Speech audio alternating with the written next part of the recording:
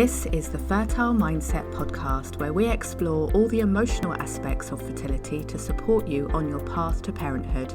My name is Sarah Holland. I'm the Fertile Mindset coach and a mother to 2 children after my own fertility challenges. I hope you find all the support and inspiration you need within this podcast to carry you forward on your fertility journey towards your own successful outcome. It's also my wish that through listening to these episodes, you rediscover how to enjoy life now and live it to the full while you wait for your baby. Now, let's begin today's episode. Hello and welcome back to the Fertile Mindset podcast. It's lovely to know that you're here again, listening to and connecting with support for your mind, your mindset, and the whole emotional piece of fertility. If support around the emotions and mindset of fertility is important for you right now, I'd really love to invite you to my new free challenge, 5 Days to Fertility Calm, which is starting on Monday, the 19th of April. This challenge is a lovely introduction to using EFT for your fertility and emotional well-being, and over 5 days you'll have an in-depth experience of using this approach and seeing what results are possible for you. I'd love you to join us, and the link to sign up for free is fertilemindset.com/5 days. That's with a number 5, fertilemindset.com/5 days. Now, today's episode is the first in a series of 3 where we're going to explore mindset work for fertility and look at the why we seek out emotional support and do mindset work, what this can look like and what the right approach for you could look like, and lastly, how you can go about supporting and healing the emotional aspects of your fertility journey. So this first episode is focused on the why of mindset work, and I'm really interested in why people engage with mindset work on their fertility journey. Of course, the background to why you may seek out emotional and mindset support and why you're listening to this podcast is likely to be because you are wanting to have a baby. But is this the sole reason that you take this step and put the time and energy into mindset work? When I think of the women I support at Fertile Mindset, both through one-to-one coaching and support and within my Fertile Mindset Sanctuary membership group, I know for many their main focus is their current well-being. Yes, they want to get pregnant and have a baby, but they also want to take care of themselves and their mental health and well-being during this time. It's usually easy to spot what the initial intention and goal for the mindset work is at the very first moment someone reaches out for support. I get 2 broad types of inquiries for support. One that will say, I've tried everything to get pregnant and the one thing I haven't fully addressed is my mindset, so I want to see if that will help. And the other will say something like, I've been trying to conceive for so long and my mental health and well-being is suffering. It's a priority for me now to focus on this and take care of myself while I wait for my baby. Now, are either of these approaches the right way or the right reason to start mindset work? You know, I hesitate to pigeonhole them in that way. There is no one right reason to pursue mindset work.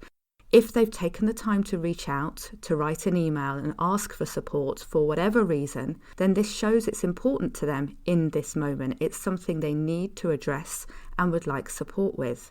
Now, after this initial inquiry into mindset support, I'm always then curious to dig a little deeper to learn where they are right now, both on their fertility journey, in their life as a whole, and what is really happening for them. How much is their fertility journey taking over their life and their mind? How much of a struggle has it become? And is it impacting on other areas of their life too?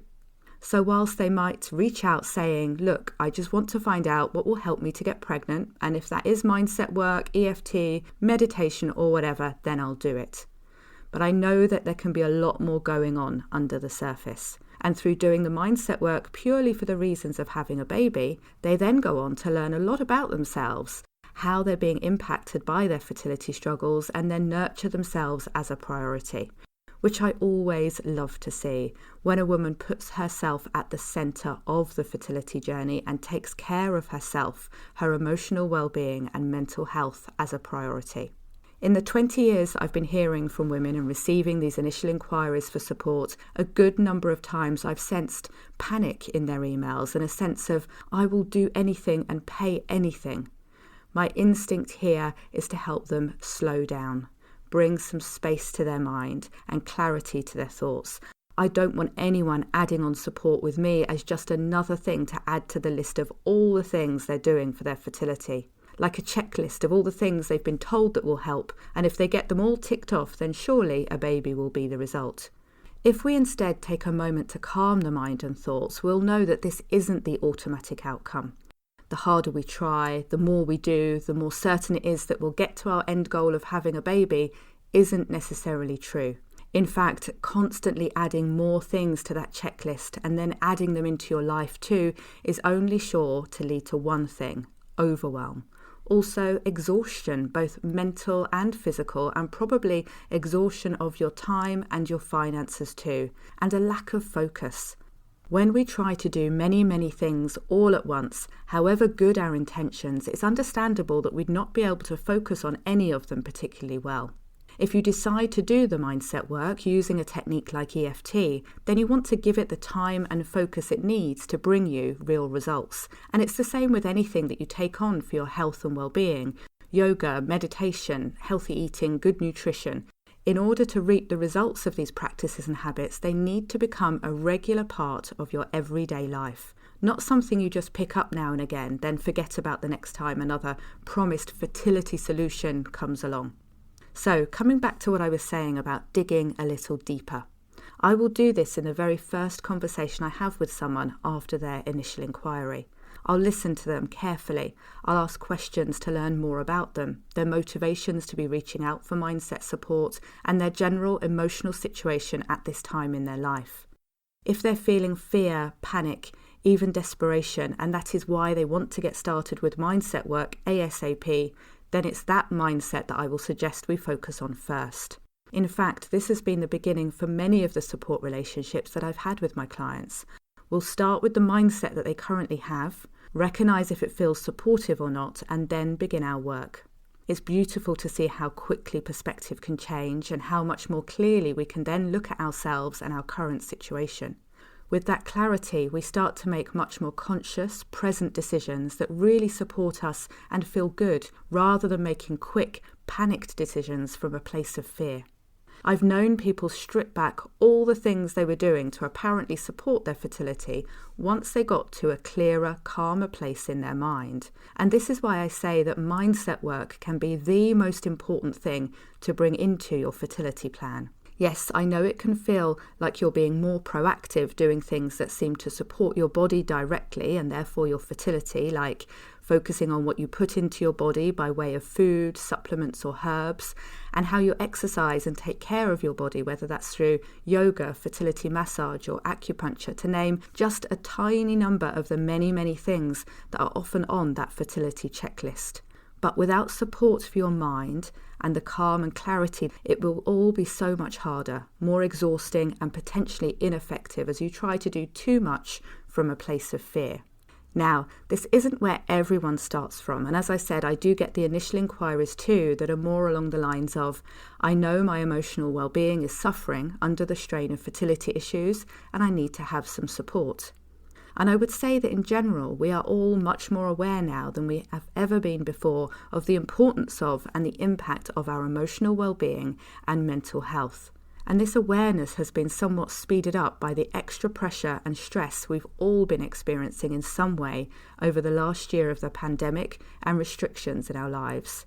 Maybe this is why when I asked on Instagram recently whether those who follow me to do the mindset work find this work, yoga or other fertility support practices only to help them have a baby, or is it primarily for their well-being? And the majority, 86%, answered the latter. They are doing the mindset work and self-care for their own well-being primarily. This doesn't mean they don't have the same focus and desire to have a baby too, but maybe that they understand that becoming more fertile and then having a healthy pregnancy and baby wouldn't for them be the main reason for the mindset work, the self-care work. Or they see that it would come later as the next step of their mindset work after they've taken care of their emotional well-being first. And I want to celebrate that and encourage everyone, all of us, to practice putting ourselves and our well-being first. Now, this isn't meant to minimize or underestimate how very important it is for you to have your baby, become a parent, and I know this is a very real and big part of your life and what you feel will bring you more happiness too. But how you are living your life now, what your experience is of your life now, is the most important thing now in this moment. We could compare this to the pandemic again and thinking of the last year and all the restrictions that we've been living with. Do we put our life on hold and believe we have nothing good in our lives until whichever government we live under decides that we can see family, eat in restaurants or go on holiday? Or do we get creative, find ways to still stay connected to friends and family, celebrate their birthdays or other occasions in innovative ways, and even start appreciating things that we didn't before, like a walk in nature or taking up a new craft or hobby? Because this is something that we can do, something that can bring us joy and happiness, even in a difficult and potentially stressful situation. And this is how I'd love everyone on a fertility journey to view it. This is your life, and whilst I don't want to in any way minimise the pain, heartbreak and disappointments you've experienced or are currently living through, I do want to be by your side to lift you up and help you find your own way to fully live and enjoy your life now. This is the power of mindset work, and especially how I approach it with EFT tapping at Fertile Mindset. It's not about instilling a positive mindset or encouraging you to think happy thoughts.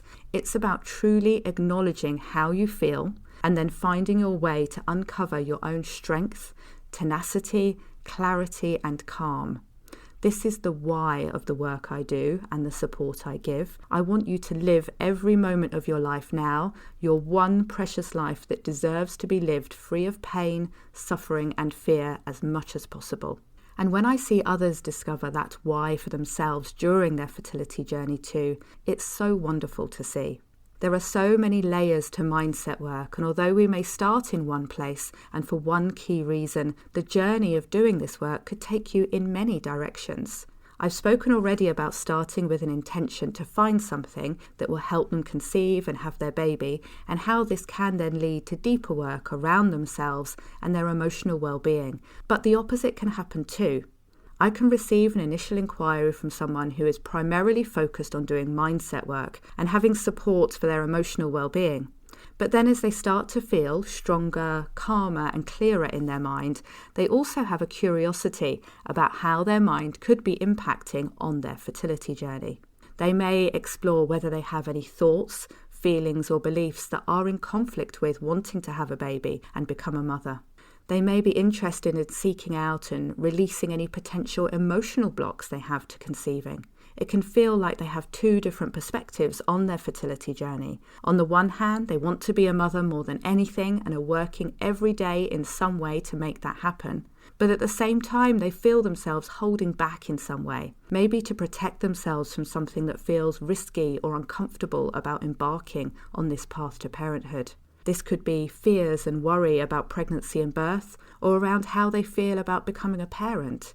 It can feel like a bit of a push-pull experience where one moment they're pushing ahead and will do anything to help them conceive, but then notice themselves pulling back and maybe even taking a step back.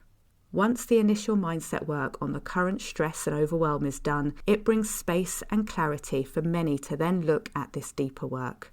So really, what I'm saying here, as I said at the start, is that there is no one right way or reason to begin mindset work for your fertility, and wherever you begin, whatever you need to address first is going to be the right place for you.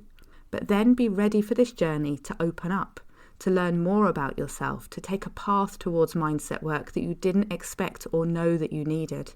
It's a fascinating process to dive into our mind and explore its relationship alongside a fertility journey.